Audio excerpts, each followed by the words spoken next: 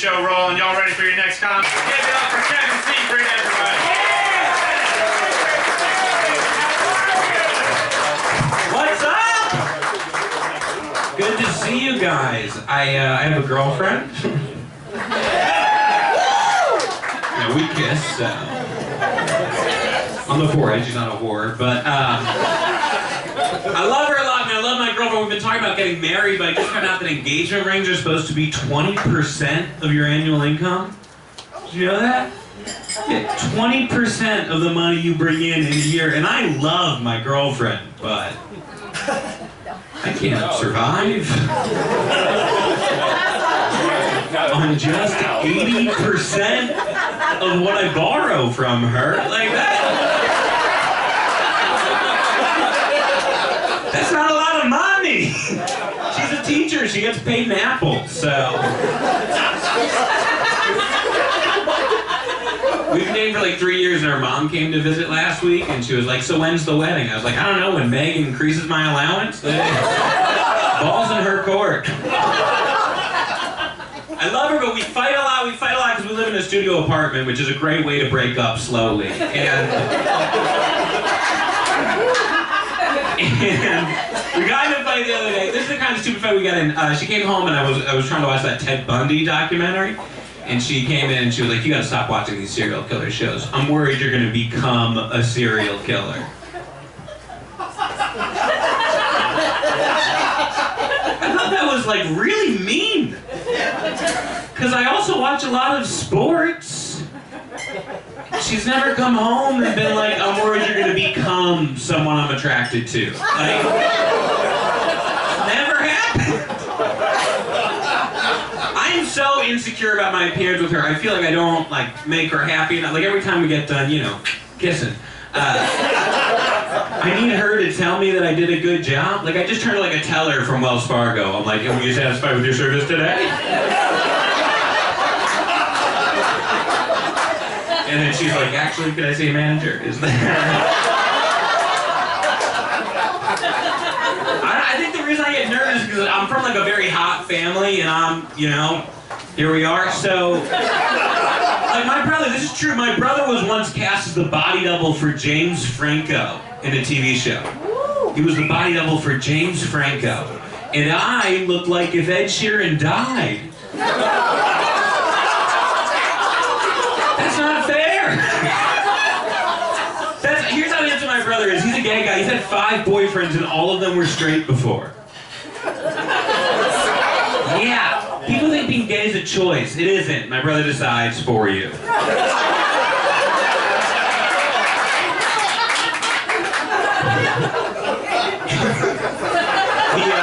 My brother just got married last year, which was fun. And so before the wedding, my grandmother was too old to come into town, and so we went to visit her. So we're sitting there having lunch. She asked how my girlfriend was. I said she's doing well. She turns to my brother, and she asked how his friend was doing. My brother said he was okay, and she goes, "Now what should I call him? I don't know what to call him." My brother's like, "We could say fiance, and when we get married, he'll be my husband, but whatever's comfortable for you."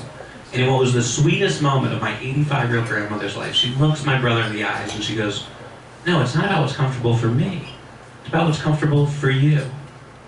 What are we, in a Lifetime movie? That's the prettiest moment of all time. So later on that night, we're driving back to New York City. We get a text message from my mom that says, "I just got off the phone with your grandmother. She had the best time with you two. She can't wait to see you again and hopefully meet Will's playmate."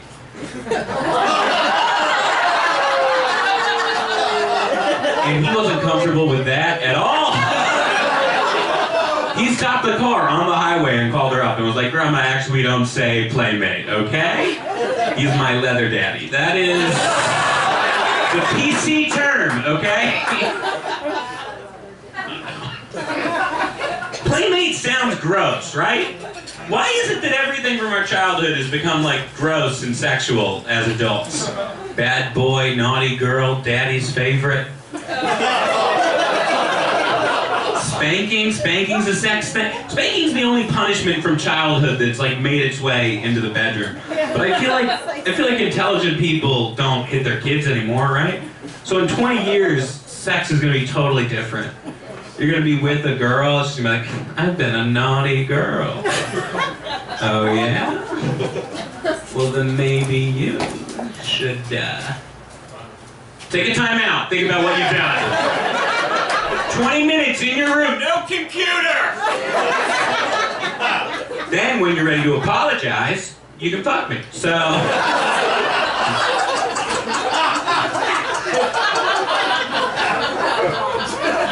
I'm from a family of artists. My siblings are actors. I'm a comedian. My sister has an Instagram, and I love my family. My mom is one of those like very liberal white moms. Do you know what I mean? Like she owns a scarf. She's a Republican, but she owns a scarf, so she thinks she's liberal. Like my mom thinks shopping at Whole Foods will save Africa. That's her personality. So, like if Frederick, Maryland was a woman, that's kind of who she is. And so, when my brother came out, my mom was so excited because it made her the most diverse white mom on the PTA. Because I'm one of 5 kids. I have 2 sisters, 2 brothers. Both my brothers are gay. But growing up, my mom thought my little brother was going to be transgendered. And she wanted one of my sisters to be a lesbian. So bad. Because then, she'd just have like a royal flush of sexuality.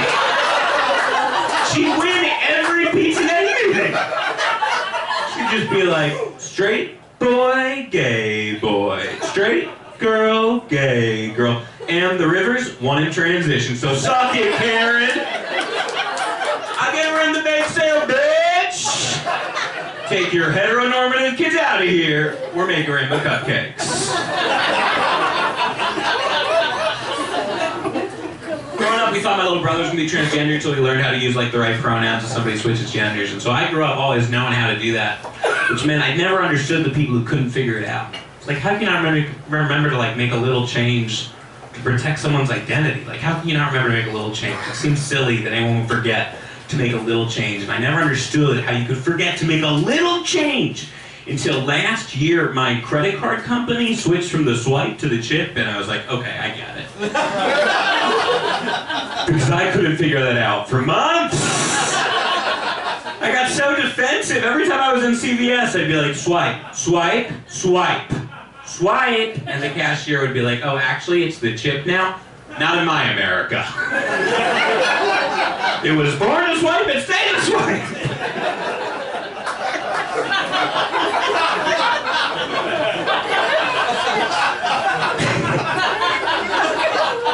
My mom is the best, though. She cares about other people a lot. Like, she's an activist against domestic violence, because that's what you do when your kids move out. You find a cause that's never affected you and define yourself by it.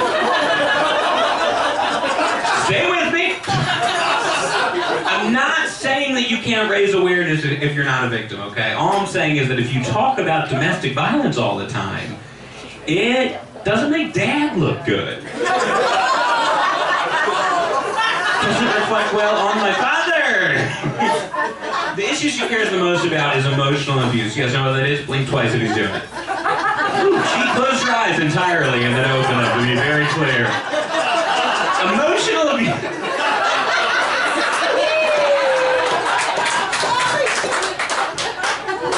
Just let us know after the show if you need help. Emotional abuse is where a guy will like isolate a woman from her friends, make her completely codependent. It's a messed up thing to do. But my mom uses the term too broadly. Like last week, I just forgot to call her for a week, and she called me up and she goes, Kevin, you can't go a whole week without calling me, okay? That is emotional abuse. No. That just means I didn't need money this week. It's not... Emotional abuse is when you do something specifically to hurt somebody else. You know what I mean? Like when my girlfriend told my mom that I wrote that joke. Like that was abusive.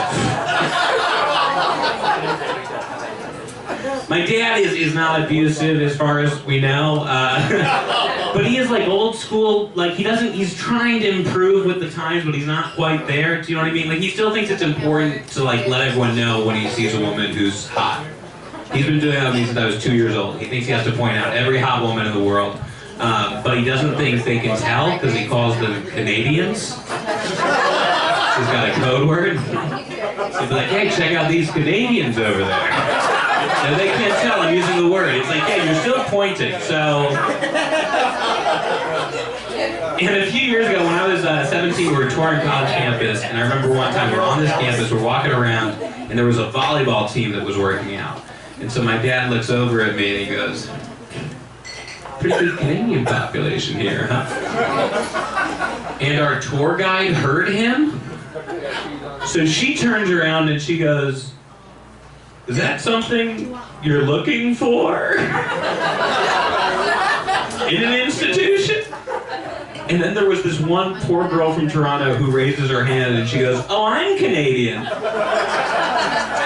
And my dad goes, "I don't think so."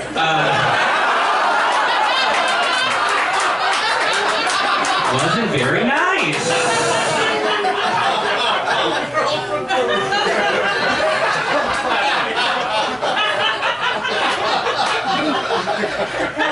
My family's strange with the things that we care about. Like, we're all scared of different things. We're all scared of a different animal. My older brother is scared of squirrels.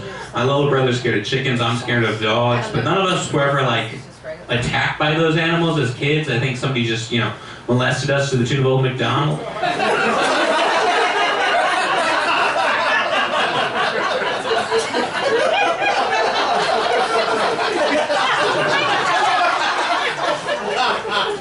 Now it's worth it. I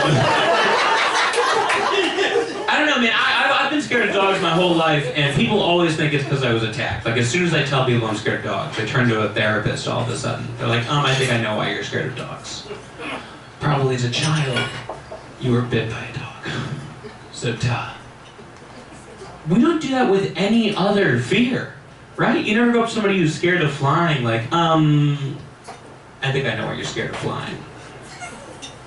Probably as a child, you were bit by an airplane, so, duh. You wanna know I'm scared of dogs? A dog's favorite toy is bones. From the inside of your body? My parents just got one because they don't want me to go home for Christmas, and they got this dog, and I was Skyping with my mom the other day. We were doing FaceTime, and the dog was in the background playing with bones, and it was a lot of bones. It was too many bones, I'll say.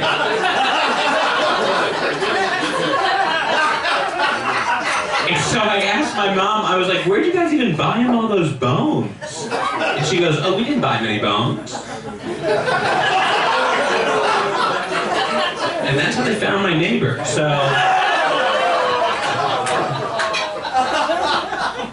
It's weird, my mom loves that dog so much, and so they got this dog, and I'd already planned a trip home, so I got there like the week after they got it, and it like wouldn't leave me alone the whole time I was there. Like, everywhere I went, it was right by my side. I was like, "Why is it me that you're following around?" It followed me around the house the whole time, and then one morning I woke up, everybody else in the house was gone, and the dog was sitting right on my bed, at the foot of the bed, just barking at me, barking at me, barking at me, and it scared me so much. Later that night, I go and I told my mom what happened, and she goes, "Oh, he's just playing. He's just playing. It's just the dog playing." And I was like, "Actually, Gretchen, that is emotional abuse."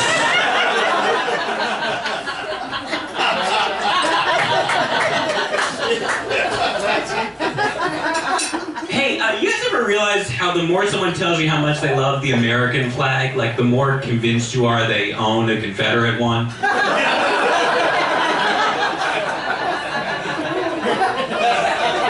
It's sort of like you're a guy, while he doesn't tell you how much he loves his wife, it's like, "Buddy, we get it. You cheated. We understand." I don't know, I'm not a good patriot. I've never been a very good patriot. I never understood it. Like, you guys remember during football season, there were all these people who were mad at football players because they were protesting murder by kneeling during a song. People were really upset about that. And I didn't understand why people cared what somebody else was doing a song. Why do you care what somebody else is doing during a song? I thought I would never be able to understand it. But then, I went to my brother's wedding, and I saw someone just free dancing to the Cha-Cha Slide.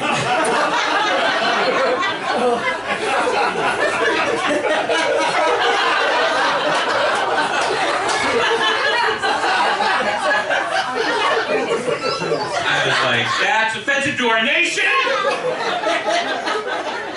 It's right foot, left stomp, not right foot, be a selfish asshole, okay?"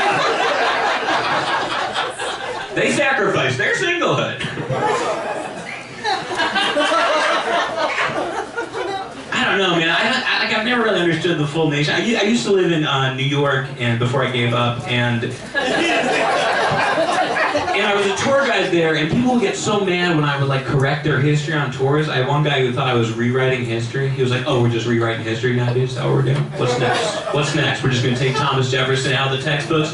Oh, is that what we're gonna do? Just because he was a slave owner, we're just gonna take him out of the textbooks? Oh, we're gonna take him off of Mount Everest?" You thought the Mount Rushmore was called Mount Everest?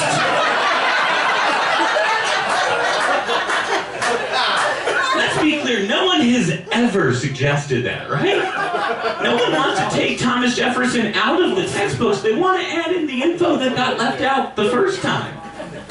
So now, instead of saying, like, Thomas Jefferson was a founding father, the books will just be like, a founding father, rapist, and slave owner. Thomas Jefferson was a jack of all trades. Like that. It's a more complete story.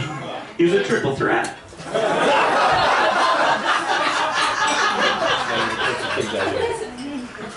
I don't know. I get ashamed about our past. I don't understand the people who take so much pride in it. Like, you remember when people got real upset that they were gonna leave these statues up in the South? People wanted to leave those statues up of the Confederate traitors, and all right, I don't know exactly where Maryland is in relation to the Mason-Dixon line, but I'm hoping this joke goes well, and if it doesn't, I'll pretend it's because of bigotry. So,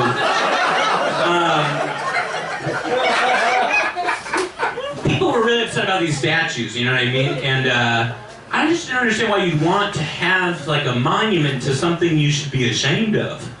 Like, I would never do that, you know? Like, in high school, I was the mascot for our basketball team. I don't just have the cape and jumpsuit on a mannequin at home. I wouldn't want to have to explain that to my son in a couple of years. Just like, Daddy, what's that? Oh, that's from a dark period of my past. That's from before Daddy'd ever touched a mommy, okay? I was a mascot, man, just because I didn't know you could be a comedian yet, but I still wanted to ruin family functions.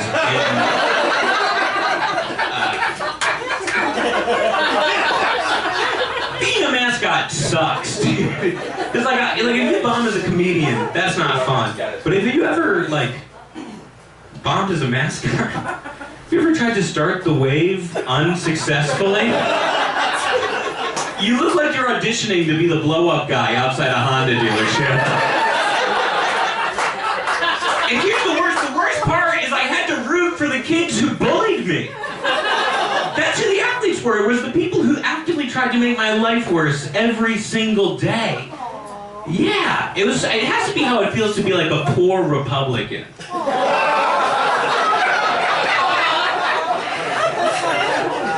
It's like, I hope these guys win so tomorrow they're confident enough to take my lunch money.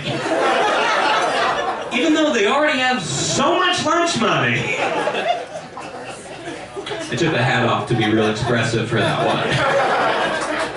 Anyways, guys, I was going through old suicide notes today, and I